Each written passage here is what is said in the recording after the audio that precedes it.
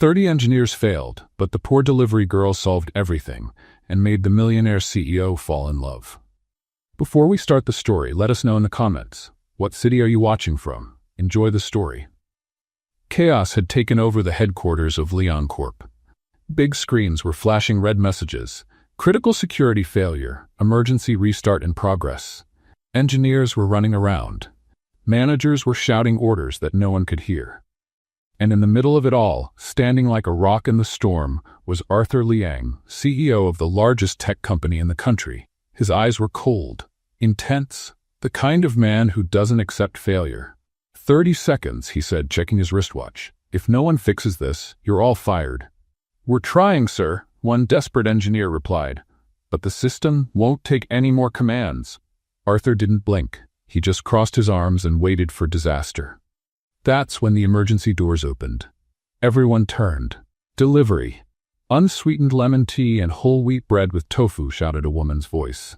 She came rushing in, still wearing her helmet with a delivery backpack on. Her t-shirt was soaked with sweat and she was breathing heavily. It was Luna Oliveira, an app delivery worker, and clearly in the wrong place. Miss, this is a restricted area, someone shouted. Wait, isn't this the 32nd floor? Order number 49, it's in the system. Get out of here now. Relax, I'm just delivering. My customer is… Arthur Liang? Everyone froze. Arthur turned to face her. You know who I am? Of course, your name's right here in the app. She showed her phone. Order placed at 11:42. You're 1 minute late, he said flatly. There was traffic. She took a deep breath. Never mind, here's your food. Luna held out the bag, not understanding why everyone was staring at her like she was from another planet. Then she noticed the giant screen behind him. That system? Are you trying to restart it while the core cache is still active? One of the engineers grumbled, and now the delivery girl wants to teach us. No, it's just… Luna pointed at the code. If you keep that line running, it'll go into defense mode and freeze everything. Arthur stepped forward. You understand this? A little. I was in computer science college, dropped out in my 4th semester. Can I try? Arthur looked around. All the engineers lowered their eyes. Go ahead, he said. Luna walked up to the panel, touched the screen gently, and opened a hidden line of code. She typed a few commands, unplugged a cable, and restarted the system using a backup power source. 3 seconds later, system stable. Access restored. The alarm stopped. The lights returned to normal. Silence. It worked? She asked, confused by everyone's stares. Arthur looked at the screen, then at her. What's your name? Luna. Luna Oliveira. Can I go now? Wait, she turned around. Don't want a job? No, thanks. I have more deliveries to make, and she ran off like she hadn't just done something amazing. On her motorcycle, crossing the wet streets with her backpack, Luna smiled with relief. She had no idea she'd been caught by more than 30 cameras, and that her face was already being shared in company chats, tech forums, and on social media. 30 minutes later, in a dark room at the company, Arthur was watching the security footage on replay. He zoomed in on her face more each time. Luna Oliveira, he whispered. On the other side of town, Luna walked through her front door with a plastic bag holding rice and eggs. Mom, I'm home. The thin, pale woman in the wheelchair gave a tired smile. How was your day, sweetie? Same as always. Had to run again, but everything turned out fine. And the rain? Still hasn't started. I'm gonna make soup, okay? But outside, as Luna changed out of her uniform and washed her hands, 2 men were watching her modest home from across the street. That's her? Asked the man in the cap. Yes. Arthur said to find the delivery girl from the incident. That's the one. What does he want with her? No one knows, but if Mr. Leon wants it, we follow orders. The next day, Luna stood in front of a newsstand, eyes wide. On the cover of the country's most famous business magazine, the headline read, Delivery Girl fixes in seconds what 30 engineers couldn't. Who is Luna Oliveira? She ran to the bus stop, heart racing. No, this is going to cause me trouble. But it was already too late. As she turned the corner, a black limousine pulled up in front of her. The window rolled down slowly. It was him. Luna, said Arthur with a slight smile, I've been looking for you. Her eyes widened. What? I need your help, again. Luna took a step back, nearly tripping on the cracked sidewalk. My help? She repeated, confused. Look, I was just doing my job yesterday. It was luck. Arthur Leon kept that intense gaze, like he could read every thought in her head. The black limousine gleamed under the morning sun, drawing the attention of everyone on the street. Luck? He gave a half smile. No one solves a dynamic encryption issue in a second by luck. I need to get to work, Luna said, adjusting the backpack on her shoulders. How much do you make a day? Arthur asked abruptly. Luna frowned. That's pretty personal. I'll pay you double for a special delivery. He held out a black card with gold letters. Luna hesitated, but took it. That's the address. 7 o'clock tonight? Don't be late. The tinted window rolled up and the limousine quietly pulled away, leaving Luna frozen on the sidewalk, holding the card like it was a bomb about to go off. In the Leon Corp office, Arthur kept his eyes on the screen showing Luna Oliveira's data. Each click revealed more about the mysterious young woman. Dropped out of computer science in her 3rd year. Excellent grades, full scholarship, lived on campus, left after her father passed away. Zhao Wu, his personal assistant for over a decade, stood silently by the door. Why would someone with that kind of potential be delivering food? Arthur muttered, mostly to himself. Maybe she's hiding something, Zhao suggested. Arthur turned in his chair, looking out over the city through the glass wall. Keep digging. I want to know everything about her. In the corner of the screen, a notification popped up. A news article from 3 years ago. Famous chef accused of poisoning at luxury restaurant. The photo showed a middle-aged man with the same shy smile as Luna. Interesting, Arthur murmured.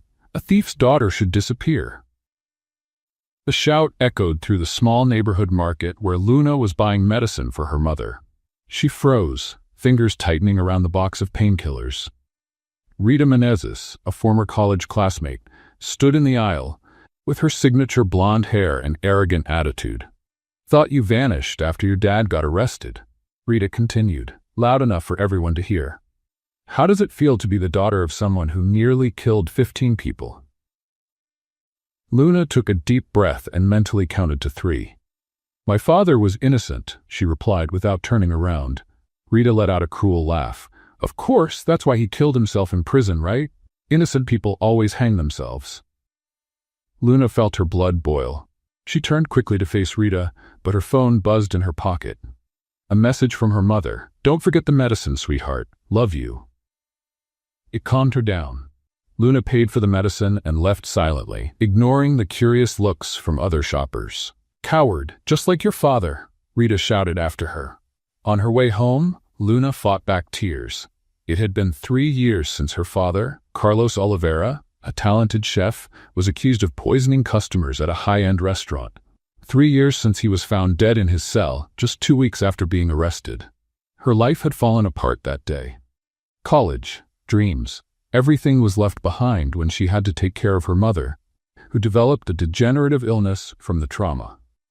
When she got home, she found her younger brother, Pedro, only 12 years old, trying to fix the kitchen faucet. Hey, Pe, what are you doing?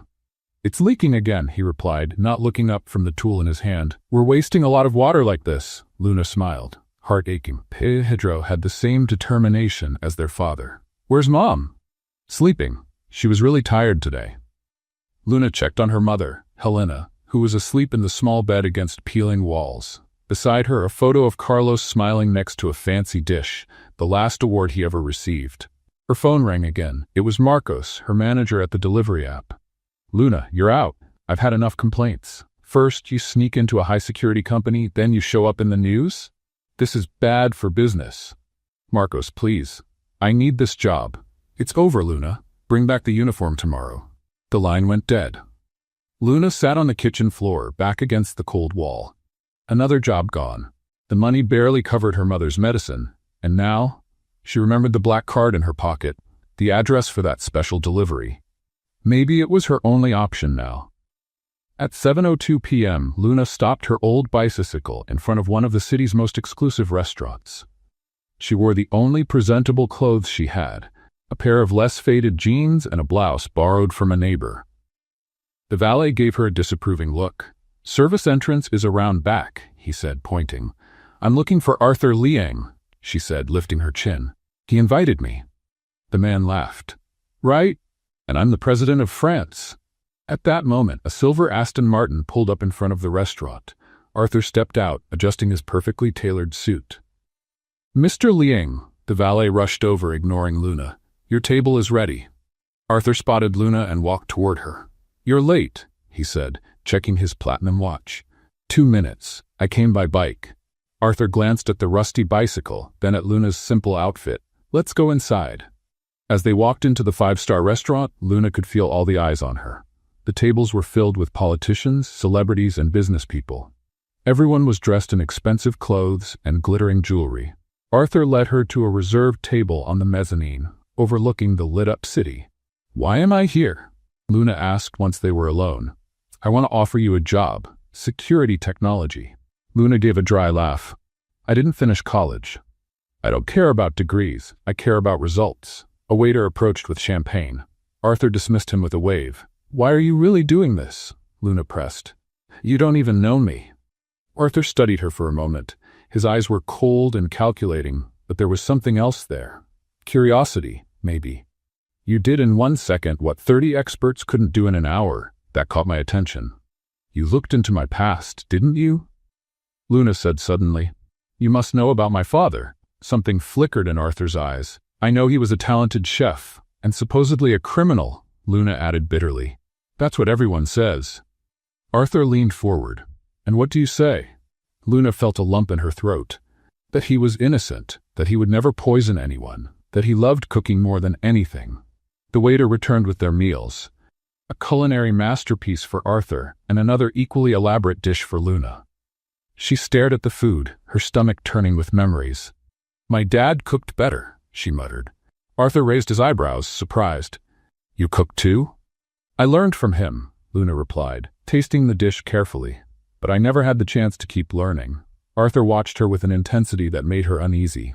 For the first time, Luna noticed how attractive he was, in a mysterious and intimidating way.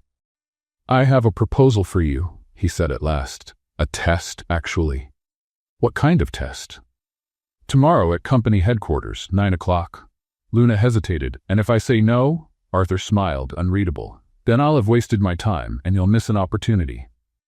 The rest of the dinner passed in an uncomfortable silence. Luna couldn't figure out what this man wanted from her. As they left the restaurant, a slim and elegant woman approached them. "Arthur, what a surprise to see you here." Her eyes scanned Luna from head to toe, and a cruel smile appeared on her lips. "And who's this? Your new assistant?" "Sophia Menezes," Arthur said coldly. "Didn't expect to see you." Luna froze at the last name, Menezes. "Like Rita." "You two know each other?" Arthur asked, noticing the tension. "Not exactly," Luna replied, looking at Sophia. "But I know your daughter, Rita." Sophia's eyes lit up with recognition. "Wait, you're Carlos Oliveira's daughter? The chef who tried to poison my husband?" Luna felt the ground disappear beneath her. "My father was innocent," she said automatically. Sophia laughed, sharp and mean. "Your father was a failure who couldn't handle competition. He tried to kill Victor out of jealousy." Arthur watched the scene, his expression unreadable. "Victor Menezes, the restaurant chain owner?" "My husband," Sophia confirmed.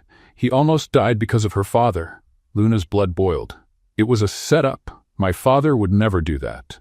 "The evidence said otherwise, dear," Sophia replied with venom. "Just like the jury that convicted him." Luna stepped forward, but Arthur gently held her arm. "I believe we're done here, Sophia," he said with authority. "Have a good night." Sophia gave a fake smile. "Be careful who you hire, Arthur. Bad blood always shows itself." As she walked away, Luna was shaking with anger. "Now you see why I can't take your job," she said, pulling her arm back. "This whole city thinks I'm the daughter of a criminal." Arthur looked at her for a long moment. "And that stops you from proving them wrong?" "I've tried. No one believes me." "I didn't say you had to convince them," Arthur said. "I said you had to prove it." Luna felt a spark of determination grow inside her. "How?" "Come tomorrow. Find out." Arthur got into his car, leaving Luna on the sidewalk, torn between doubt and curiosity. When she got home, she found an eviction notice on the table. 3 months behind on rent. Her brother was asleep on the couch, hugging one of their father's old cookbooks. Let's play a little game with those who only read the comments. Type pizza in the comments. Only the ones who made it this far will understand. Now, let's get back to the story. Luna looked at the photo of Carlos on the wall, his kind eyes always smiling. What would he say now? Her phone buzzed. A message from Arthur. The limousine will be there at 8:30. Don't be late. Luna glanced at the court summons, then at her brother sleeping, and finally at her father's photo. I have to try, Dad, she whispered to the picture. For all of us. Across town, Arthur was staring at his computer screen. Documents on the Carlos Oliveira case filled the monitor. I found something odd, sir, Zhao said, stepping into the office. About the poisoning case, the toxicology reports. There are inconsistencies. Arthur gave a slight smile. Keep digging, and get everything ready for tomorrow. Are you sure, sir? The board won't approve.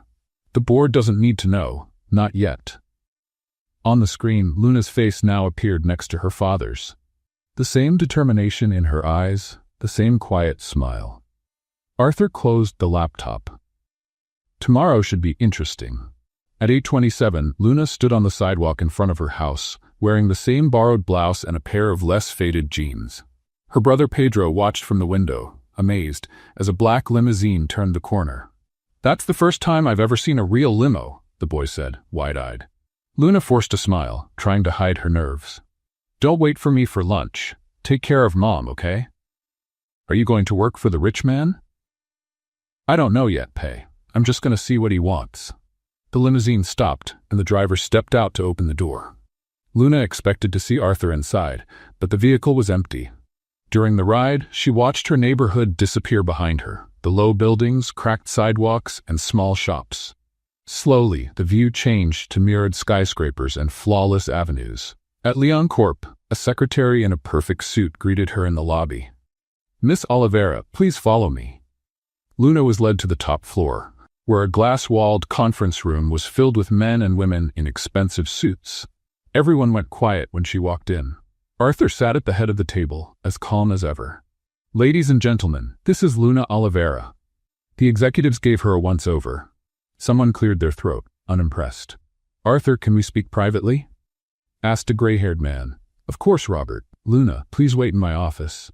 In the CEO's office, Luna was left alone, surrounded by awards, degrees, and a panoramic view of the city. She felt small, out of place. On the wall, a photo of Arthur with important politicians. On his desk, interestingly, no personal photos, just work. The door suddenly opened, and Arthur walked in, followed by Robert and two other executives. This is outrageous, Robert snapped. Hiring a criminal's daughter for security, that's a risk to the company. Luna's face flushed.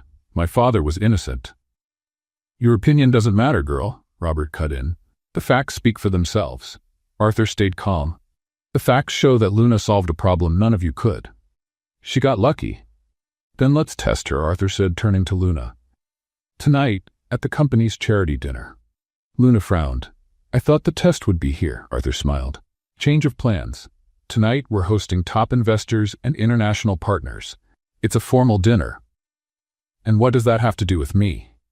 The chef in charge of the event is Elise Dubois, 3 Michelin stars. You once said your father cooked better. Prove it.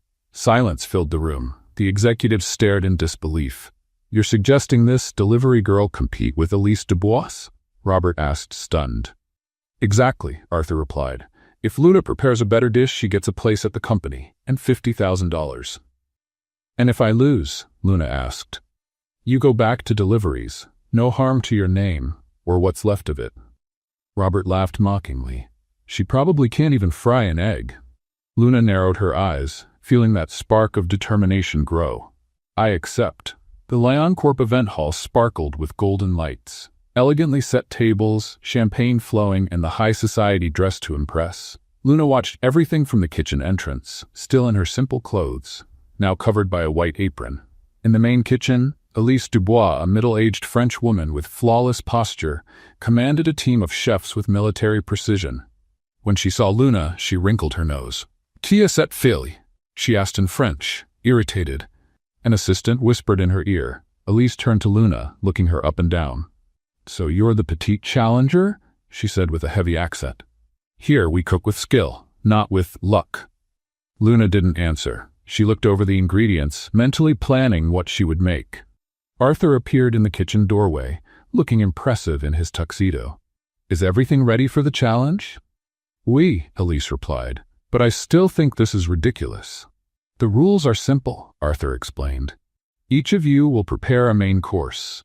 The guests will taste them without knowing who made what. The winner will be chosen by vote. That's not fair, Luna protested. She has a whole team. You may choose one assistant, Arthur offered. Luna looked around. All the assistants belonged to Elise's team. Then she noticed a young man washing dishes in the corner. Him, she said, pointing. The young man looked surprised.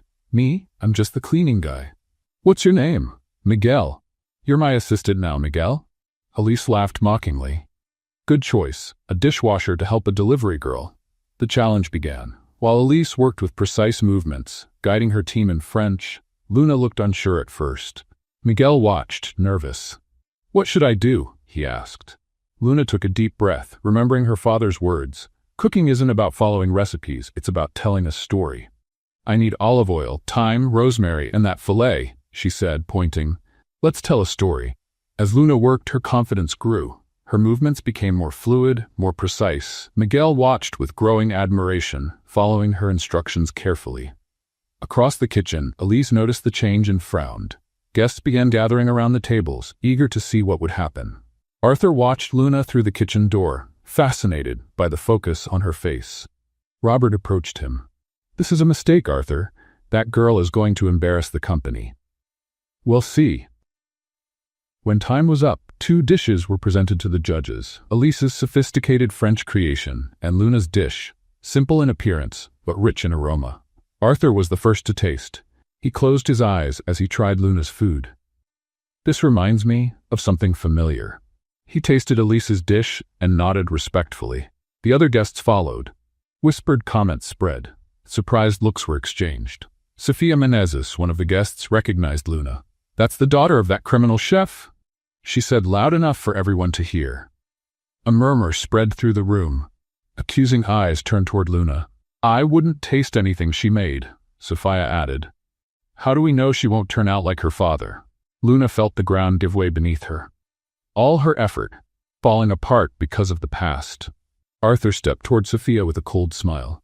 Mrs. Menezes, if you refuse to taste the dish, you're disqualified as a judge. He turned to the other guests.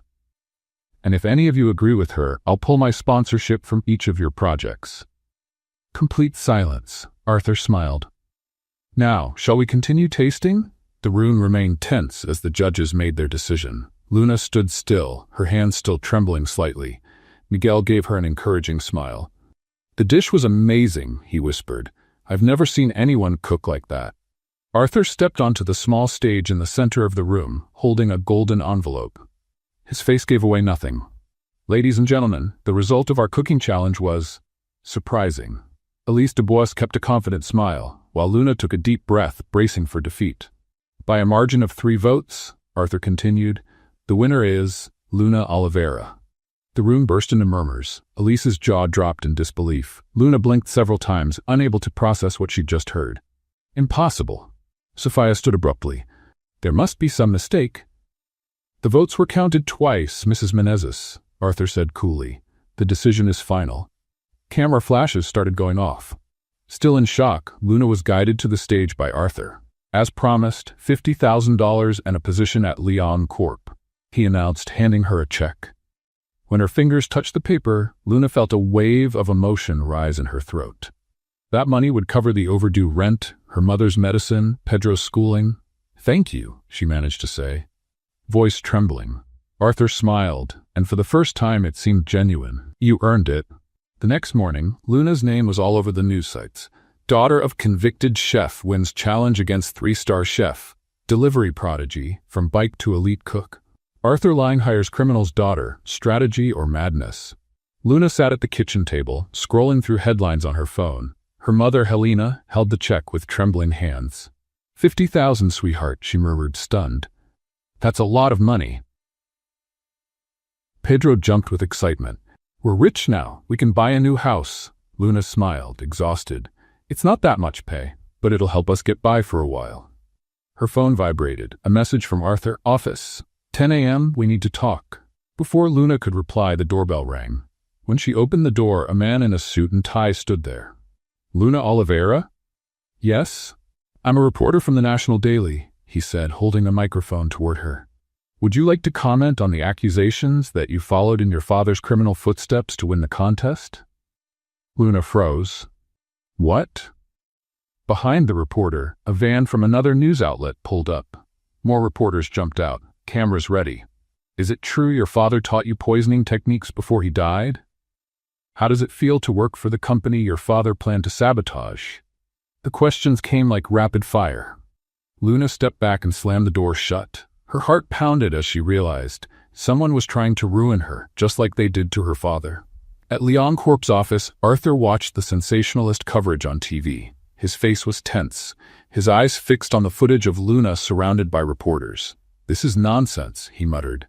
Who planted this story? Zhao walked in, holding a tablet. Sir, the board is calling for an emergency meeting. They want you to fire Luna immediately. Arthur kept his eyes on the screen. And Victor Menezes? What did he say? He gave an exclusive interview bringing up the old case. He says you're putting everyone's safety at risk by hiring someone with criminal DNA. Arthur turned off the TV with a sharp movement. Set up the meeting and find out everything you can about her father's case. When Luna finally arrived at the company, she was met with suspicious looks. Employees whispered, and security kept a close eye on her.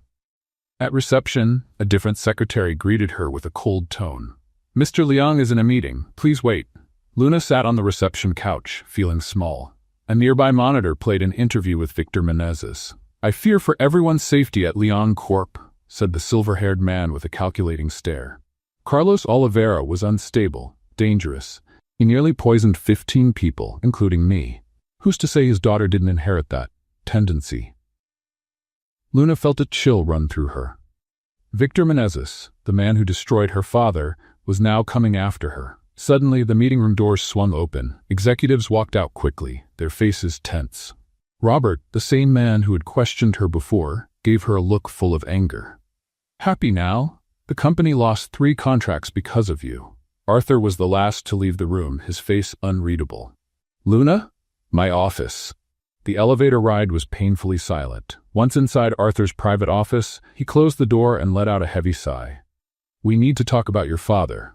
Luna tensed up. If you believe those lies— I don't, Arthur interrupted. But I need to know the truth. All of it. Luna hesitated, eyes brimming with tears. My father was the head chef at Le Jardin, the most prestigious restaurant in town. Victor Menezes owned it. Arthur sat down and gestured for her to do the same. Go on. Dad created a menu that received incredible reviews, awards, international praise, but he wanted to open his own place. When he told Victor about it, Luna took a deep breath, struggling not to cry. The next week, 15 customers got sick. Traces of poison were found in the desserts. My father was arrested that same day. Did he deny it? Until the very end. He said someone framed him, but all the evidence pointed to him. 2 weeks later they found— her voice broke. Found him in his cell. He had hanged himself. Arthur opened a folder on the desk. We found something interesting. The autopsies of the customers have inconsistencies. The poison they found wouldn't have caused the symptoms that were reported. Luna's eyes widened. What? Someone tampered with the evidence. Before the conversation could continue, the office door burst open. Sophia Menezes walked in, followed by security and a news crew. Arthur Leon! She shouted dramatically. How dare you protect a criminal like her? Arthur stood up, furious. Who let you in? My husband holds major shares in 3 of your suppliers, Sophia said with a sharp smile. They want answers. The cameras turned to Luna, who stood frozen in place. That woman is the daughter of a murderer, Sophia went on, pointing dramatically. And now she's using the same methods her father did. That's enough, Arthur ordered, signaling the security guards. Get everyone out, now. As she was being escorted out, Sophia shouted, You'll regret standing up for that girl, Arthur. The board is already voting you out. Once they were finally alone, Luna was trembling. I should go, she murmured. I'm ruining your reputation. Arthur stood silent for a moment, staring out the window at the city below. Do you know why I was drawn to you, Luna? She shook her head. Because we're alike, he continued. We both know what injustice feels like. Arthur turned to face her, determination in his eyes. We're going to clear your father's name. and find out who really poisoned those people. Luna stared at him, surprised by the intensity in his eyes. Why? Why do you care? Arthur stepped closer, just inches away from her. Because I know the truth when I see it. Rain poured heavily as Arthur's limousine pulled up in front of Luna's small house. The narrow street barely fit the luxury vehicle, drawing curious looks from neighbors' windows. Are you sure about this? Luna asked hesitantly. You can drop me off here. You don't have to come in. Arthur looked at the modest houses, peeling paint and tangled wires overhead. Are you ashamed of where you live? No, Luna answered firmly. I'm proud of my home. I just think you might not feel comfortable. Arthur gave a small smile. You think I was born with a silver spoon, don't you? Before Luna could reply, the driver opened the door, and Arthur stepped out into the rain like it was nothing. She followed him, hurrying to the front door. When she opened it, she found Pedro watching TV on their worn-out couch. Luna, the boy shouted, then froze when he saw Arthur. His eyes widened. It's the rich guy from TV, Pedro, Luna scolded, but Arthur was already laughing. You must be Luna's brother. I'm Arthur. Do you really have a helicopter? Pedro asked bluntly. Arthur nodded. I actually have two. Wow, the boy's eyes lit up. Can you take me for a ride one day? Pedro. Luna stepped in, embarrassed. Go see if Mom needs anything. Go on. The boy left reluctantly, still glancing at Arthur with admiration. Luna sighed. Sorry about that. He reminds me of myself at 12, Arthur said, looking at the photos on the wall. He stopped at one of Carlos Oliveira smiling next to a fancy dish. Your father? Luna nodded, a shadow of sadness on her face. The day he won Chef of the Year, 6 months before, everything happened. A coughing sound came from the room next door. Luna tensed. My mom, she's not having a good day. Arthur followed her to a small bedroom where Helena Oliveira lay in bed. The woman, pale and visibly weak, opened her eyes wide at the sight of the visitor. Mom, this is Arthur Liang, my... Luna hesitated, unsure what to call him. Friend, Arthur said, offering his hand. It's a pleasure to meet you, Mrs. Oliveira. Helena shook his hand weakly, still surprised. What brings a man like you to our home? Arthur sat in the chair beside the bed. Your daughter. She's extraordinary. Helena smiled proudly. She's always been, just like her father. Speaking of which, we're looking into his case. Arthur explained. I believe your husband was the victim of a setup. Helena's eyes filled with tears. No one ever believed us. Carlos would never do such a thing. Never. Luna had stepped out to get some water and returned to find her mom and Arthur chatting like old friends. Helena looked more lively than she had in months, sharing stories about Carlos. He always said food is a universal language, Helena was saying. If you really want to know someone, eat what they cook. Arthur listened with genuine interest, asking questions now and then. The rain outside grew stronger, turning into a loud storm. Looks like you'll be stuck here for a while, Luna said, glancing at the window. Don't worry about me, Arthur replied. I've seen worse storms. While Helena rested, Luna led Arthur into the kitchen. You must be hungry, she said, opening the modest fridge. We don't have much, but I can make something. Let me help, Arthur offered, taking off his expensive jacket and rolling up his sleeves. Luna stared at him in disbelief. You know how to cook? Let's just say I can manage. To her surprise, Arthur moved around the small kitchen with ease. He chopped vegetables with precision, measured spices carefully. Where did you learn to cook like that? Luna asked, genuinely curious. A mysterious smile appeared on his face. I wasn't always a CEO. Before I built Leon Corp, I worked as a kitchen assistant in Taiwan for 3 years. Luna stopped what she was doing, surprised. You never told me that. You never asked. Side by side, they prepared a simple but tasty meal. The aroma filled the house, drawing Pedro into the kitchen. I'm starving, the boy said excitedly. As they ate, Arthur seemed more relaxed than Luna had ever seen him. Without the formal suit and rigid posture, he smiled and chatted easily with Pedro about video games and cars. Why did you choose Luna to work with you? Pedro asked suddenly. Arthur looked at Luna for a moment before answering. Because she sees solutions where others only see problems. Luna felt her cheeks grow warm. After dinner, Pedro talked Arthur into playing a game of makeshift chess, with missing pieces replaced by bottle caps. To Luna's surprise, Arthur deliberately lost, pretending to panic when Pedro captured his king. You're a natural strategist, kid. Arthur said. You should consider a career in business. Luna watched the scene with a strange feeling in her chest. Seeing Arthur, usually so serious and controlled, laughing with her brother was unsettling. The storm finally calmed around midnight. Arthur checked his phone, which was still buzzing with notifications. Trouble? Luna asked. Nothing that can't wait until morning, he said, putting the phone away. But it's late. I should go. At the door, Arthur turned to Luna. Thanks for dinner. It was different. Luna smiled. Different good or different bad? Definitely good, he replied, holding her gaze for a moment that felt longer than it was. When Arthur finally left, Luna closed the door and leaned against it, feeling her heart race. You like him? Pedro shouted, suddenly appearing in the hallway. What? Don't be ridiculous, Luna said, but her blushing cheeks gave her away. Luna and Arthur, sitting in a tree, kissing. Pedro began to sing before Luna threw a pillow at him. The next morning, Luna woke up to her phone buzzing. A message from Arthur, turn on the TV. Now, confused, she turned on the small TV in the living room. Pedro was already there, watching with his mouth open. On screen, a news anchor reported the latest business scandal. Last night, Liang Corp's CEO, Arthur Liang, was seen in a low-income neighborhood, having dinner at the home of the controversial Luna Oliveira. Sources close to the board say shareholders are furious about the executive's personal involvement. In a statement, Victor Menezes said he's deeply concerned about Liang's erratic behavior. The broadcast cut to an interview with Sofia Menezes. It's obvious she's using the same manipulative tactics as her father. First, he poisoned customers. Now she's poisoned the mind of one of the most powerful businessmen in the country. Luna felt her blood run cold. In other news, the cooking show Star of Gastronomy has announced Luna Oliveira as a special guest on its next episode, sparking controversy among viewers. The phone rang. It was Arthur. Did you see it? I did, Luna answered, her voice shaking. This could ruin your reputation. I don't care about that, Arthur said firmly, but we need to be careful. The TV show, it's a trap. How do you know?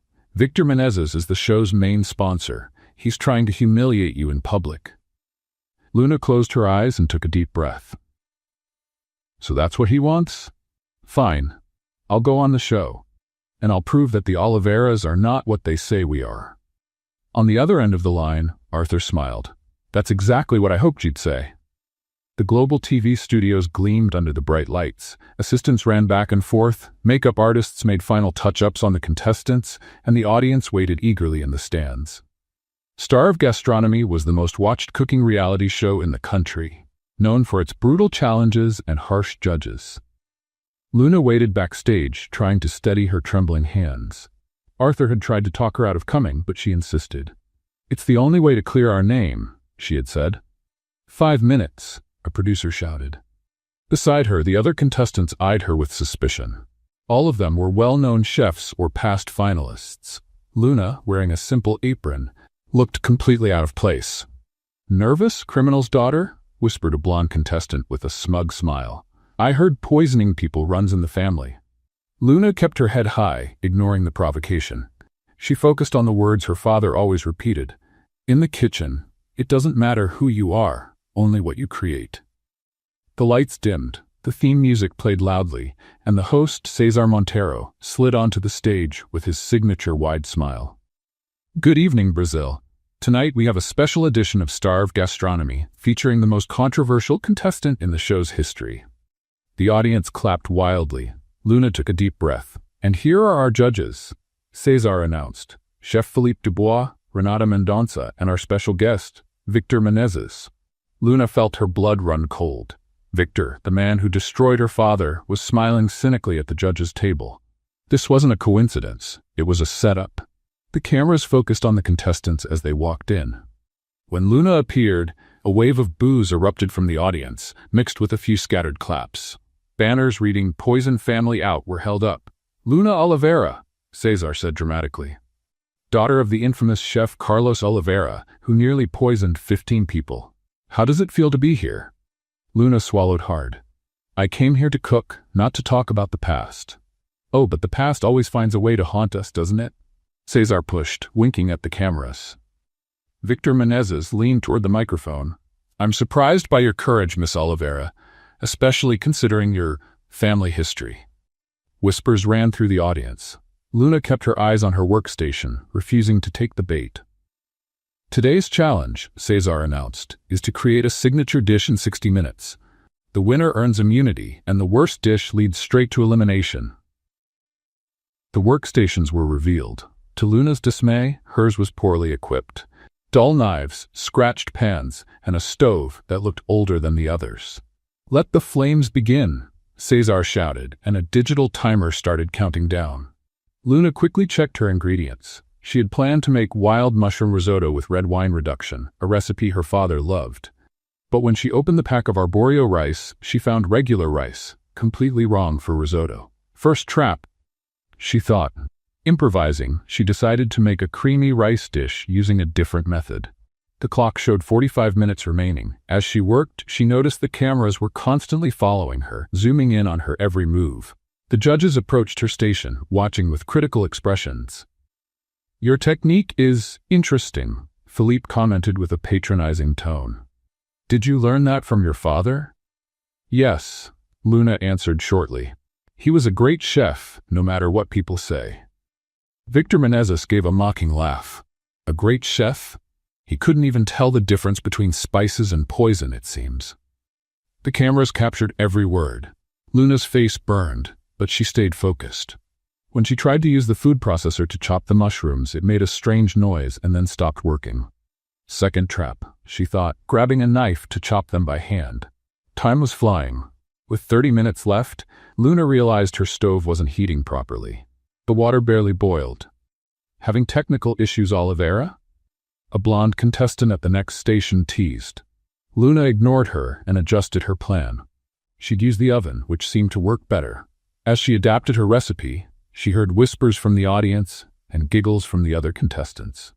With only 15 minutes left, disaster struck. When she opened the oven to check her dish, thick smoke poured out. Someone had turned the temperature to the highest setting. Her rice was completely burned. The audience burst into laughter. "Looks like we've got a little kitchen fire over here," Cesar narrated, stepping closer to capture the moment. Luna felt her eyes burn with unshed tears. Everything had been carefully planned to humiliate her on national television. She looked at the clock. 12 minutes. No time to start over. Then she remembered her father's words. A real chef doesn't see ingredients, they see possibilities. With renewed determination, Luna looked at what she had left. Some vegetables, spices, and a few ingredients she'd prepared for a side dish. It wasn't perfect, but it was something. Working quickly, blocking out the teasing and harsh comments, Luna remembered a technique her father had taught her for desperate moments. When all seems lost, go back to the basics and find the purest flavor. 5 minutes. Cesar called out. Victor Menezes watched with a satisfied smile. His revenge on the Oliveiras was complete. The daughter would be publicly humiliated, just like he had destroyed the father. Luna was finishing up an improvised dish. A vegetable tartare with fresh herbs and spices, presented with a minimalist technique her father only used on special occasions. "Time's up! Knives down!" Cesar announced. The audience applauded. The camera zoomed in on the elaborate dishes of the other contestants and finally on Luna's simple creation. "Time for judging," Cesar announced with exaggerated enthusiasm. The other participants were praised for their technical creations. When it was Luna's turn, the studio went quiet. Victor Menezes tasted first with a doubtful expression. "It's edible," he said coldly, "but completely unfit for this competition." Philippe tasted next. Browning. Basic technique, no creativity, disappointing. Luna kept her gaze steady, taking in the unfair criticism. Renata, the last judge, tasted slowly. "There's something familiar about this dish," she said thoughtfully. "It reminds me of a failure." Victor interrupted. "Like father, like daughter." The crowd reacted to the cruelty. Cesar smiled, ratings skyrocketing. At that moment, the studio doors burst open. Arthur Lang walked in, followed by his team of lawyers. "Sorry for the interruption," he said as he calmly approached the stage. "But I couldn't miss this performance." A wave of murmurs swept the studio. The cameras turned to the newcomer. "Mr. Liang, what a surprise," Cesar stammered. "You came to watch?" "I came to clarify something," Arthur replied, walking up to the judge's table. If Luna Oliveira loses this competition, Lian Corp will immediately cancel its $50 million sponsorship of this show. Silence fell across the studio. This is blackmail, Victor protested. This is business, Arthur corrected calmly. Now, I suggest you taste her dish again, with an open mind this time. The judges looked at each other, stunned. Renata was the first to respond, tasting Luna's dish again. The herbs, she murmured, closing her eyes. This combination is Carlos Oliveira's signature. I recognize it now. Philippe reluctantly tasted again. There's balance here. The simplicity hides a complexity of flavors. Victor refused to taste it again, but he was outvoted. When the votes were counted, Luna had won the challenge 2-1. The audience, confused, clapped hesitantly. Luna, tears in her eyes, couldn't believe it. At the end of the show, as she was leaving the studio, she found Arthur waiting. Thank you, she murmured, but you didn't have to. I did, he interrupted. What happened here was disgraceful. I won because of your threat, not because of my talent. Arthur held her gaze. You won because you're outstanding, even in the face of an obvious setup. That just shows how much they fear you. A tear rolled down Luna's cheek. Would my father be proud? Arthur smiled gently. I'm sure he already is. The morning was gray when Arthur arrived at his office. The heavy clouds matched his mood as he flipped through the documents on his desk. Forensic reports, expert findings, testimonies, all related to the Carlos Oliveira case. The phone rang for the third time, but Arthur ignored it. Since his appearance on the TV show, shareholders had been calling non-stop, demanding explanations. The press was speculating about his relationship with Luna, inventing increasingly outrageous stories. Zhao entered quietly, carrying a red folder. Sir, we found something. Arthur looked up, instantly alert. About the Oliveira case? Yes, the lab that did the toxicology tests shut down 2 years ago, but we managed to access their files. Zhao placed the folder on the desk. The original samples from the supposedly poisoned clients are gone. Completely. No records. Convenient, Arthur muttered, flipping through the documents. There's more. The lead investigator in the case, Detective Ribeiro, requested a transfer a week after Carlos Oliveira's death. He bought a house in Portugal and never came back. Arthur stood up abruptly. Bribery. Looks like it. And there's one more thing. Zhao hesitated. The judge who presided over the case? He's Victor Menezes' second cousin. Arthur slammed his fist on the table. Find that detective. I want him here as soon as possible. Sir, that's going to cost? I don't care what it costs. Make it happen. Zhao nodded and left. Arthur turned his attention to a photo in the file. Carlos Oliveira in handcuffs being taken to prison. His eyes showed the same determination Arthur now saw in Luna. The intercom buzzed. Mr. Leon, the board is meeting in the conference room. They're demanding your presence immediately. Arthur took a deep breath, adjusted his tie, and picked up the documents. It was time to face the consequences. Luna walked quickly through the downtown streets, keeping her hood up. Since the TV show, she was recognized constantly, sometimes applauded, but often met with hostility. Poisoner's daughter, some would shout. Others asked for selfies, fascinated by the controversy. Her phone vibrated. A message from Arthur. Meeting with the board now. I'll update you later. Stay alert. Luna smiled without meaning to. Over the past few weeks, Arthur had become a steady presence in her life. It was still hard to define him. Boss, friend, something more, but the connection between them was undeniable. She stepped into a quiet cafe, ordered a coffee, and opened her laptop. As part of the investigation, Arthur had given her access to Lian Corp's files. She was determined to find any link between Victor Menezes and her father. It's you, isn't it? The girl from the cooking show? Luna looked up. An older woman was watching her from the next table. I knew your father, the woman continued, her eyes kind. He was a regular at Les Jardins. I never believed that poisoning story. Carlos wasn't capable of that. Luna felt a lump in her throat. Thank you for saying that. It means a lot. What they're doing to you is the same thing they did to him, the woman said softly, leaning in. Be careful with the Menezes family. They destroy anyone who threatens their business.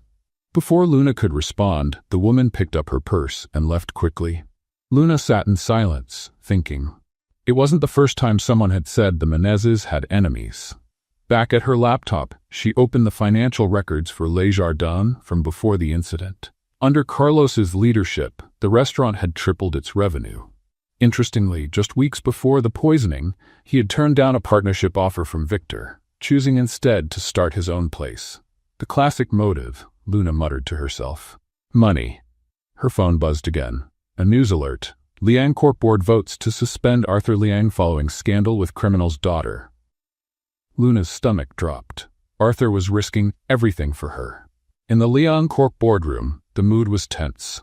12 men and women in expensive suits stared at Arthur with expressions ranging from disapproval to thinly veiled anger. Robert Davis, the board chairman, struck the gavel. This emergency meeting is to address the recent behavior of our CEO, Arthur Liang, which has compromised the company's reputation and financial stability. Arthur remained composed. Since Arthur decided to get personally involved with Miss Oliveira, Robert continued, we've lost 3 international contracts and our stock has dropped 7%. The press is questioning his mental state and our shareholders are demanding answers. Murmurs of agreement filled the room. Therefore, Robert concluded, we propose the temporary suspension of Arthur Liang from the CEO position until this situation is resolved. Arthur finally stood, calm and steady. Ladies and gentlemen of the board, I understand your concerns, but what we're dealing with goes far beyond market fluctuations. He opened the red folder and spread documents across the table. These are records from the original investigation into Carlos Oliveira. They're full of inconsistencies, missing evidence, and clear conflicts of interest. He looked directly at Robert, and we suspect Victor Menezes was behind it all. That's ridiculous, a female board member exclaimed. Victor is one of the most respected businessmen in the country, and one of our major investors, another added. These accusations are extremely serious, Arthur. They're backed by evidence, Arthur replied. The judge on the case was Menezes' cousin. The lead investigator vanished with a mysterious fortune. The toxicology samples were never properly verified. Robert adjusted his glasses, visibly unsettled. Even if that's true, what does it have to do with our company? Arthur leaned across the table. Everything.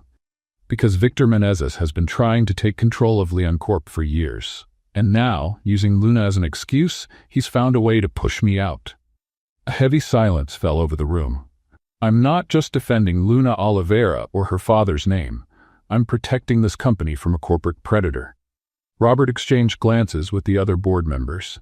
We need concrete proof, Arthur. We can't rely on conspiracy theories. Arthur nodded.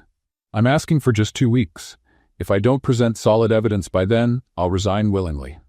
After a tense debate, the council agreed to postpone the vote for 2 weeks. Arthur left the conference room exhausted, but determined. In the hallway, Zhao was waiting for him. We located Detective Ribeiro. He's living under a false name in Lisbon. Good. Get the jet ready. We leave tomorrow. Sir, there's something else, Zhao said, hesitating. We've received word that Luna Oliveira might be in danger. Arthur felt a chill run through his body. What kind of danger? Online threats. People are furious about her being on the show. And, Zhao paused again, our sources say Victor Menezes hired someone to scare her. Arthur was already dialing Luna's number. No answer. Find her. Now. Luna walked out of the cafe feeling like someone was watching her. The sky was darkening with the incoming storm, and the streets were unusually empty. She picked up her pace, clutching a folder of documents. As she turned down a deserted street, she heard footsteps behind her. She sped up, her heart racing. The footsteps grew quicker too. She crossed the street, but a black car suddenly pulled in front of her, blocking the way. The door flew open. Poisoner's daughter. A hooded man shouted as he jumped out of the car. Luna stepped back, desperately looking for a way to escape. Another man appeared behind her. The Menezes family sends their regards, he said, moving in on her. Luna looked around, trapped between the 2 men. She grabbed the strap of her bag, ready to defend herself if she had to. The first man lunged. Luna dodged, but the second grabbed her from behind, pinning her arms. Help, she screamed, struggling. Suddenly, a third car screeched to a stop. Arthur jumped out like a storm, followed by 2 security guards. Let her go, now, he shouted, his voice sharp and commanding. The attackers, caught off guard, hesitated. That was all Luna needed. She elbowed the man behind her in the stomach and broke free. Arthur, she cried, running to him. Realizing they were outmatched, the men ran back to their car and sped away into the growing darkness. Luna was trembling in Arthur's arms. "Adrenaline still code 40, she asked, out of breath. "We tracked your phone," Arthur said, holding her tightly. "Are you hurt?" She shook her head, feeling oddly safe despite what had just happened. "I'm okay. Just scared." Arthur cupped her face in his hands, studying her with concern. "This is just the beginning. They're desperate now." "Did you learn anything from the council meeting?" "I bought us some time, but I need solid evidence." Arthur paused, still holding her face. "I'm going to Lisbon tomorrow. The detective who arrested your father is there." Luna felt a flicker of hope. "I'm coming with you." "It's dangerous? More dangerous than staying here?" she replied, a faint smile forming on her lips. The sky finally opened up, releasing the rain that had been threatening all day. Arthur looked into her eyes, not caring that his clothes were soaked. Something shifted in that moment. A wall between them came down. Slowly, he leaned in and kissed her. It was a gentle kiss, almost like a question. Luna kissed him back, a warmth spreading through her despite the cold rain. When they pulled apart, they were both breathless. Not from the fear, but from what they had just discovered between them. "We have to go," Arthur whispered. "It's not safe here." But across the street, hidden in the shadows, someone was watching and taking pictures. 3 days with no word. 3 days since Arthur had flown to Lisbon in search of Detective Ribeiro. 3 days Luna spent shifting between hope and dread. The safe apartment Arthur had arranged for her and her family was luxurious, but it felt like a golden cage. The curtains stayed closed. Guards stood at the door. Her phone buzzed constantly with sensational headlines. Oliveira Harris in hiding after scandal. Romance between CEO and criminal's daughter. Business or pleasure. Victor Menezes sues Leon Corp for defamation. Luna turned off her phone in frustration. Helena sat by the window, worry written across her pale face. "Still no word from him?" she asked softly. Luna shook her head. "Zhao says they're staying quiet for safety. Apparently the detective is hard to find." Pedro ran into the room and turned on the 65-inch TV. "Luna, you need to see this." The news was showing the Leon Corp headquarters surrounded by reporters. The headline made Luna's heart stop. "Arthur Liang missing for 72 hours. The reporter, standing in front of the mirrored building, spoke with a serious expression. Inside sources confirm that Arthur Liang has not been seen since he boarded his private jet to Lisbon. The board of directors has called an emergency meeting for this afternoon.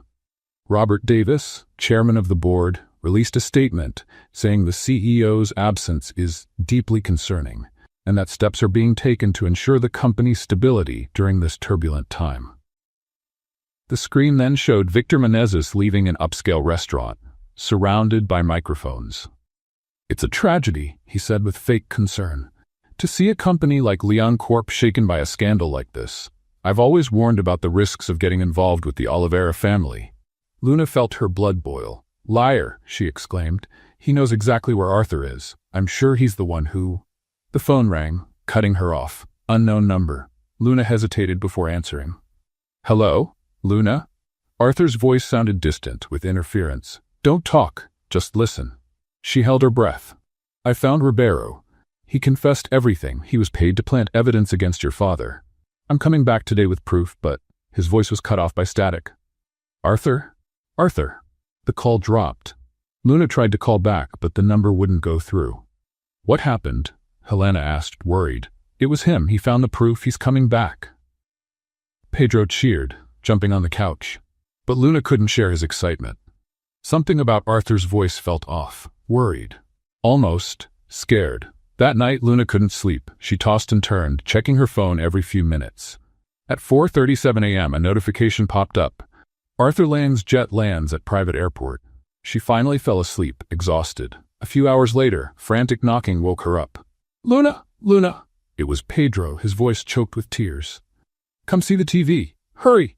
She jumped out of bed and ran to the living room. Helena was already there, hands covering her mouth in shock. On the screen, live footage of an ambulance in front of Leon Corp. Paramedics were wheeling out a stretcher. The headline read, "Leon Corp CEO attacked at company headquarters." "No," Luna whispered, feeling the ground fall out from under her. The reporter spoke in a dramatic tone. Arthur Long was found unconscious in his office this morning by staff members. Witnesses say he was bleeding and showed signs of a violent attack. Police are investigating whether the assault is connected to the recent controversies surrounding the company. Hospital sources report his condition as serious but stable. Luna was already throwing on a coat over her pajamas. "I have to go to the hospital. Now." "Sweetheart, it's dangerous," Helena tried to stop her. "Whoever did this to him might come after you too." "I don't care," Luna said, grabbing her keys.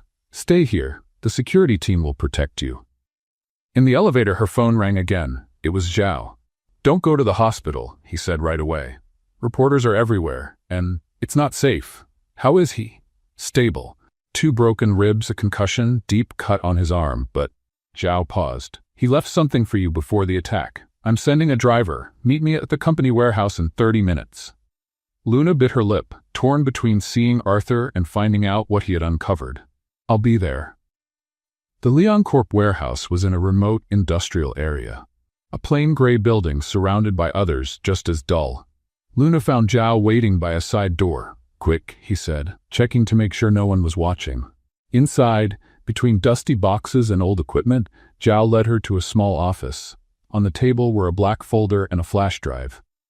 "Arthur left instructions to give you this if anything ever happened to him." Luna took the folder with trembling hands. Inside was a signed confession from Eduardo Ribeiro, the detective who had investigated her father. The document detailed how Victor Menezes paid $2 million for Ribeiro to falsify evidence, plant poison in the samples, and speed up the trial. "Oh my God," Luna whispered, tears streaming down her face. "This clears my father's name." "There's more," Zhao said, plugging the flash drive into a laptop. "Recordings of the conversations with Ribeiro in Lisbon. And," he hesitated, "Arthur suspected we were being watched. That's why he set this up in secret." Luna watched the footage with a heavy heart. Ribeiro, a middle-aged man with nervous eyes, confessed everything in detail. How Victor had planned every step. How Carlos Oliveira was deliberately taken down for threatening the Menezes culinary empire. "Why did he attack Arthur now?" Luna asked, wiping her tears. "Desperation. Victor found out Arthur had the evidence. He tried to stop it from going public." Zhao looked away. This time he hired professionals. If the security guard hadn't shown up, Arthur would have been... He didn't finish the sentence. He didn't need to. "We have to go to the police," Luna said firmly. "We already sent copies to the authorities and the press." "Arthur planned everything," Zhao said with a slight smile. "He knew it was a dangerous mission. That's why he built a safety net." Luna's phone buzzed with a flood of notifications. The story was going viral. Businessman Victor Menezes, accused of conspiracy. Carlos Oliveira was innocent, the truth finally revealed. "I need to see Arthur," Luna said. Zhao nodded. "The driver's waiting. He'll take you through the back entrance of the hospital to avoid the press." In the car, Luna held the folder against her chest like a talisman. 3 years of pain, shame, and injustice were finally coming to an end. Her father had been vindicated. But at what cost? At the hospital, a doctor led her down quiet hallways to a private wing. Security guards stood at the door of the room. Inside, Arthur lay in bed, hooked up to monitors, his arm bandaged and bruises on his face. He looked smaller, more fragile, so different from the strong man she had known. Let's play a little game with anyone who only reads the comments. Type Coca-Cola below. Only those who read this far will get it. Now let's continue the story. Luna stepped closer, gently taking the hand that wasn't attached to the IV. "You did it," she whispered. "You cleared my father's name." To her surprise, Arthur's eyes slowly opened. A faint smile appeared on his bruised lips. "Luna, don't try to talk," she said, softly touching his face. "You need to rest." "The final," he whispered with effort. "The national cooking competition." Luna frowned, confused. "What about it?" "I signed you up," Arthur managed. "Victor is the main sponsor. You have to go. Show everyone who you really are." He closed his eyes, exhausted. Luna stood frozen. The national culinary competition was the most prestigious event in the country. Winning would fully restore the honor of the Oliveira name. Her phone buzzed again. A message from an unknown number. "Congratulations on the vindication, Miss Oliveira. But this isn't over. I'll see you at the competition final. I want to see if you can cook as well as your father, before I destroy you like I did him. Victor." Luna looked at Arthur, who had fallen asleep again. She kissed his forehead gently. "I'll go," she whispered, "and I'll win. For you, for my father, for all of us." As she left through the back entrance of the hospital, she was caught by camera flashes. A few reporters had found out she was there. But instead of running, she stopped. "Miss Oliveira, what do you say about the accusations against Victor Menezes? How did it feel to learn your father was innocent? Will you compete in the final?" Luna took a deep breath and lifted her chin with determination. "My father, Carlos Oliveira, was the victim of a criminal conspiracy. Today, his name was finally cleared." Her voice grew stronger. "And yes, I'll compete in the national culinary competition. You can tell Victor Menezes I'll be there, ready to show the world my father's legacy." Reporters shouted more questions, but Luna was already getting into the car. The final battle was just beginning. The days leading up to the national culinary competition passed in a whirlwind. Carlos Oliveira's story was all over the news. Innocent chef, the Menezes conspiracy, justice at last. The headlines changed by the hour. The public prosecutor's office officially reopened the case, and Victor Menezes was summoned to testify. Sofia mysteriously vanished during a sudden trip to Europe.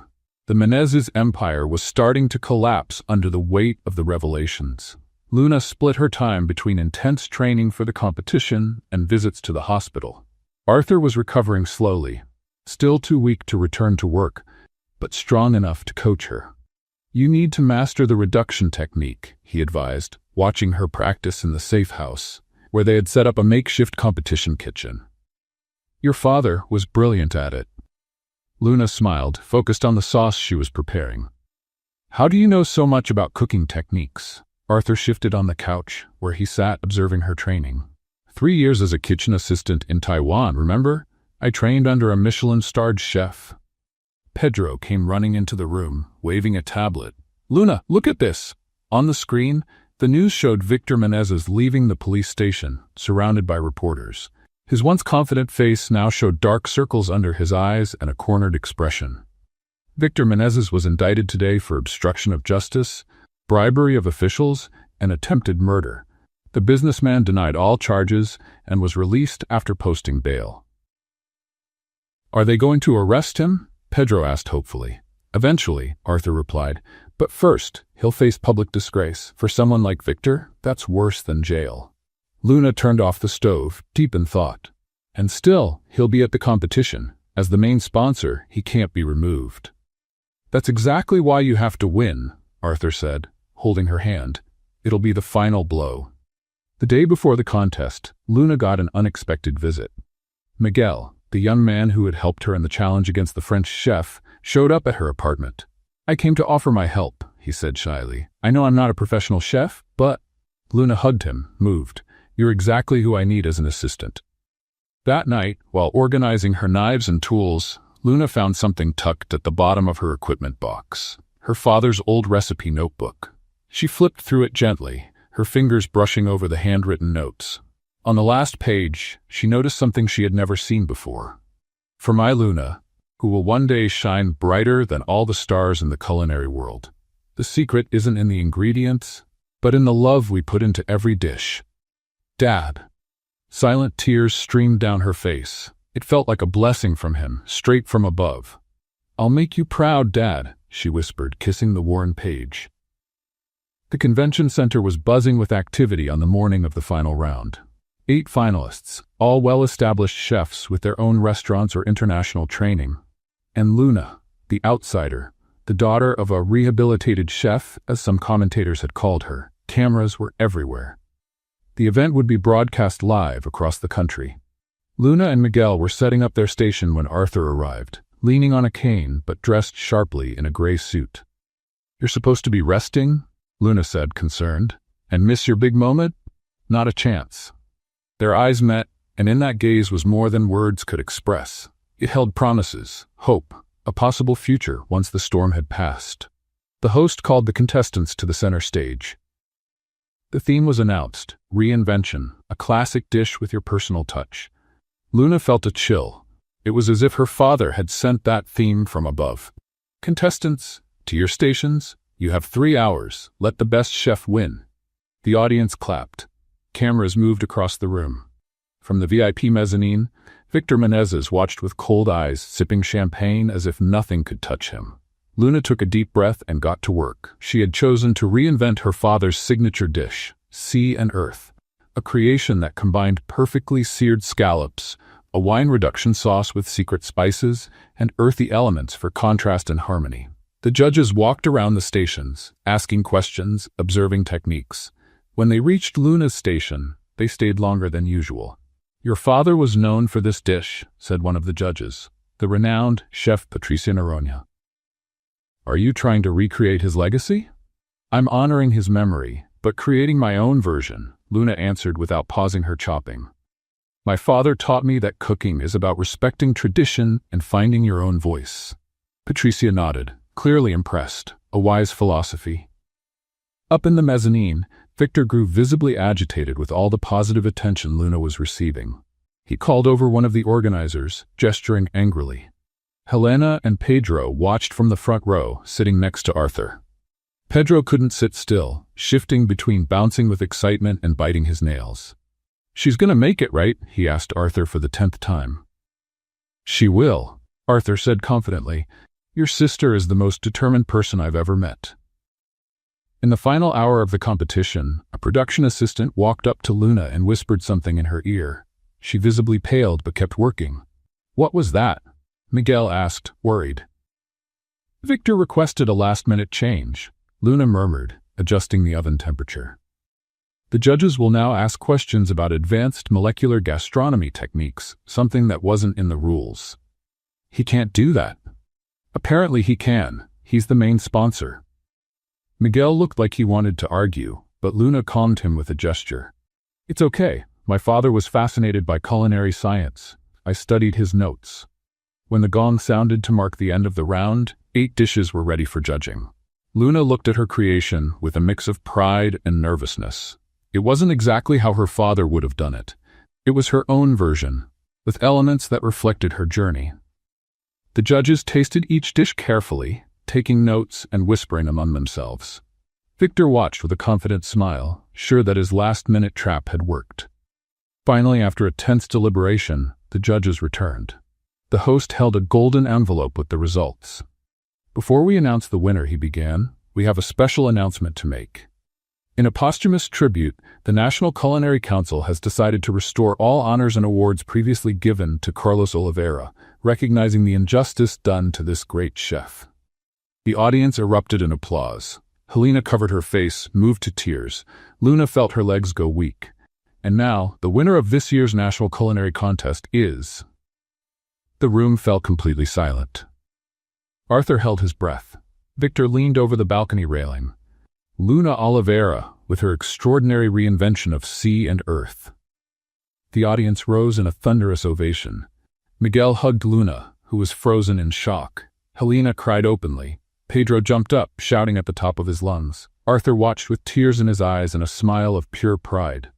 Victor threw his champagne glass to the floor and stormed off, pushing past security and photographers. As Luna walked up to the stage to receive the golden trophy, only one thought filled her mind. "We did it, Dad. We did it." Justice, at last, had been served on a perfectly executed plate. 6 months after winning the National Culinary Contest, Luna's life had completely changed. The small apartment where she lived with her mother and brother had been replaced by a spacious home in a quiet neighborhood. Helena was receiving top medical care, and her health was slowly improving. Pedro was now attending a private school where his talent for math was finally being recognized. But the biggest change was in Luna herself. The shy, guarded delivery girl had become a confident and respected chef. With Arthur's financial support, she opened her own restaurant, Oliveira, which earned its first star in the food guide in just 4 months. On that sunny Saturday morning, Luna was overseeing the final details for the most important event of her life. But it wasn't just any dinner. "The flowers need to be taller in the center," she instructed, watching the staff work to transform the restaurant's main hall. "And don't light the scented candles until 30 minutes before the guests arrive." Miguel, now her official sous chef, came over with a clipboard. "The appetizers are ready for inspection, and the drinks team has arranged the wines according to your list." He hesitated, smiling. Don't you think you might be overdoing it? After all, it's just a— Don't say just, Luna interrupted, smiling nervously. It's the most important day of my life. More important than winning the national contest? Miguel teased. By far. Luna's phone buzzed. It was Arthur. Is everything okay? Do you need anything? I'm getting nervous. She smiled at the screen. The powerful CEO of Leon Corp, who faced board meetings and billion-dollar deals without blinking, was nervous about a dinner. Everything's perfect. Just make sure you're on time. Love you. Those last two words still felt surreal as she typed them. For so long, love had been a luxury she couldn't afford, too focused on surviving and caring for her family. Now, it overflowed in her life. Luna, Pedro yelled, running into the room with a tablet in hand. Look at this. A news article had just been published. Victor Menezes sentenced to 15 years in prison.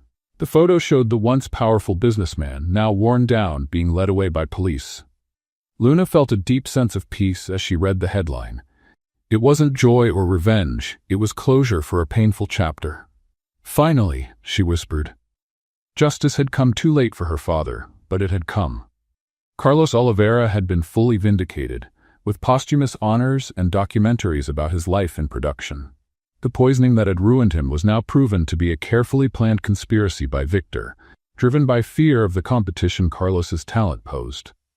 I think Dad's happy today, Pedro said, looking at the portrait of Carlos that hung in a place of honor in the restaurant. Luna hugged her brother. I'm sure he is.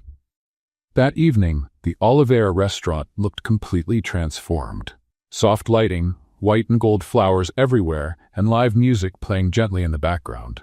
Guests began to arrive, friends, family, food journalists, and even a few judges from the competition. Helena was brought in her wheelchair, but to everyone's surprise, she stood up and slowly walked to her seat with the help of a cane. Her eyes sparkled with pride and joy. You look beautiful, Mom, Luna said, adjusting the silk shawl on Helena's shoulders. Your father would be so proud, Helena replied, holding her daughter's face in her hands. Of everything you've achieved, of the person you've become. The buzz of conversation died down when Arthur walked in. As elegant as ever in a perfect suit, but there was something different in his eyes, a vulnerability, a quiet emotion few had ever seen. He walked straight to Luna, ignoring greetings and camera flashes. You look stunning, he whispered, kissing her softly. Luna smiled as she fixed his tie. Not bad for a CEO. Arthur laughed, more at ease than he had ever been in public.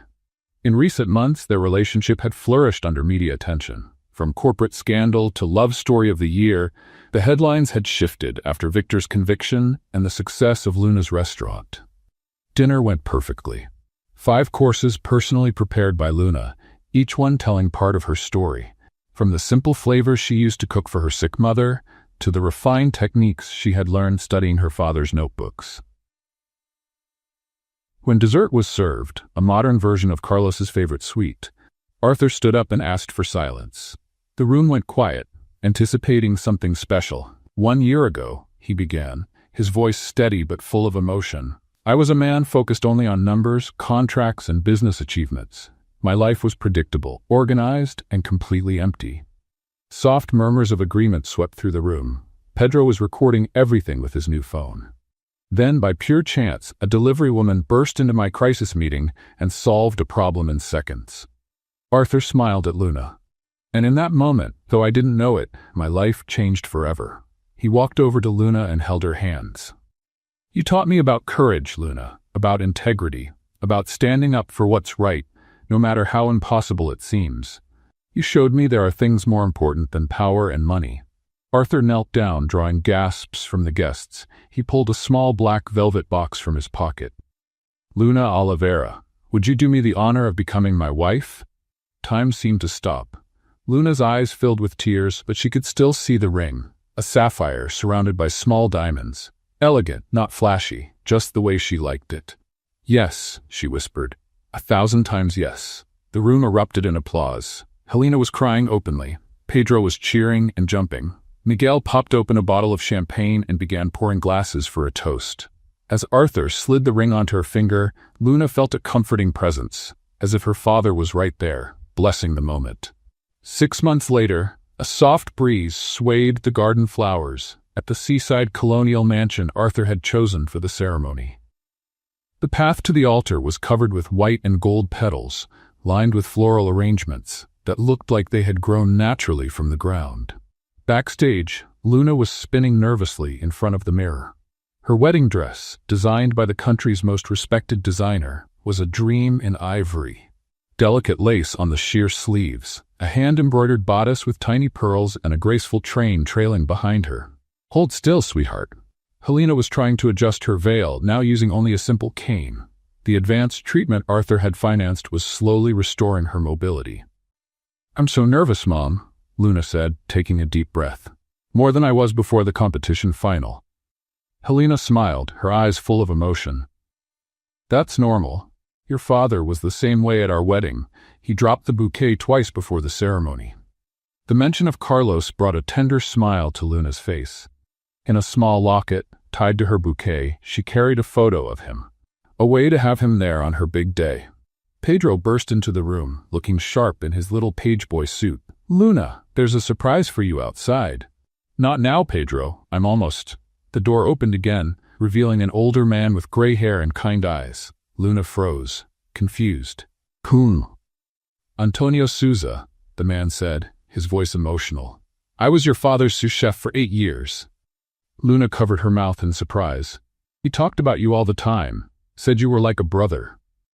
"I came from Portugal as soon as I heard about the wedding," Antonio said softly as he stepped closer. "Your father once told me that if anything ever happened to him, I should be here for you." Luna couldn't hold back her tears. "He asked you to walk me down the aisle?" Antonio nodded, wiping his own eyes. "If you'll allow me the honor." Outside, 300 guests waited under a perfectly blue sky. Journalists, celebrities, famous chefs, and politicians. It had become the social event of the year. The wedding of powerful CEO Arthur Leon and rising star chef Luna Oliveira. At the altar, surrounded by floral arches, Arthur stood waiting. He looked both strong and vulnerable in his flawless tuxedo. Beside him was Zhao, his loyal assistant and best man, smiling in a way few had ever seen. The music changed, signaling the bride's entrance. Everyone rose to their feet. Luna appeared at the start of the aisle, glowing beside Antonio. A quiet murmur of admiration passed through the crowd. Arthur, usually so composed, couldn't hide his emotions. His eyes filled with tears the moment he saw her walking down the path of rose petals. Every step toward the altar felt like a piece of their story. The unexpected meeting in the crisis room, the culinary challenge, the fight for justice, the kiss in the rain, the competition win, the proposal at the restaurant. When Antonio placed Luna's hand in Arthur's, he leaned in and whispered. Carlos would be bursting with pride. The ceremony felt like a dream. Their vows, written by hand, moved even the most reserved guests. "Luna," Arthur began, his normally steady voice trembling a bit, "before you, I thought success was measured in deals, contracts, and profits. But you showed me that true wealth is found in the moments money can't buy. Your courage inspired me, your integrity challenged me, and your love changed me. I promise to spend every day of my life trying to be worthy of the miracle of having you by my side. I promise to honor your father's memory and build a life with you filled with love and justice." Luna took a deep breath, holding back her tears. "Arthur, you came into my life when everything had fallen apart. When no one believed in me, you saw past the surface. You risked everything to do what was right." Her voice cracked, but she kept going. "I promise to bring into our life the same passion I put into every dish I create. I promise to be your safe harbor when the corporate world becomes too heavy, and I promise to never forget that it only took 1 second for our lives to change forever." They exchanged rings, said "I do," and sealed their vows with a kiss. The orchestra burst into a joyful melody as golden petals rained down on them. Pedro whistled loudly, making the guests laugh. Helena cried openly, leaning on her cane. The reception was held in the garden of the estate, transformed into an open-air ballroom. Elegant tables, twinkling lights hanging from ancient trees, and the delicious scent of the 7-course dinner Luna had designed to tell their love story. During the meal, a surprise visitor. Sofia Menezes. She had returned to the country after her husband's conviction and quietly approached the couple's table. "I came to ask for forgiveness," she said in a low voice. I ignored Victor's actions for too long until it was too late. Luna paused just a moment, then stood and embraced her, shocking the other guests. Today is a day for new beginnings, for all of us. The most anticipated moment came when the couple stepped onto the dance floor for their first waltz. Arthur moved with natural grace, as if he and Luna had danced together all their lives. "Wife," he whispered in her ear, savoring the word. "Husband," she replied, smiling into his shoulder. As the music softened, Pedro climbed onto the stage and grabbed the band's microphone. "Hey everyone, I've got a super important announcement," the teenager shouted playfully. "Luna and Arthur are opening a new restaurant together." The guests applauded, curious.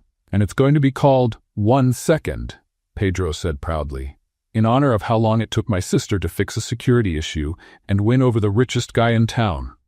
Laughter filled the garden. Arthur shook his head, amused, while Luna hid her face in his chest, both embarrassed and laughing. Later, under a sky full of stars, the couple stole a quiet moment in the garden. Arthur wrapped his arms around Luna from behind, both gazing out at the ocean beyond the property.